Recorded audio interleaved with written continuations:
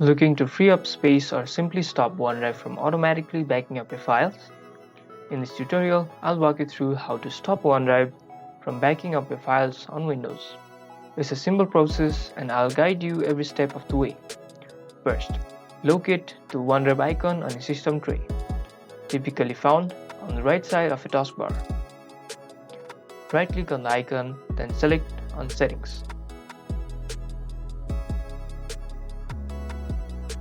Once the setting window appears, click on Backup tab.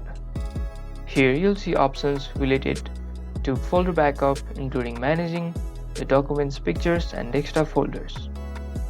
Click on Manage Backup. You'll be shown a list of folders currently being backed up to OneDrive. To stop the backup, simply click Stop Backup. To stop the backup, simply click Stop Backup under each folder you wish to disconnect from the prompts to confirm.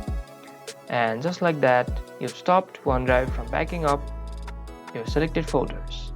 This gives you more control over your storage and system performance.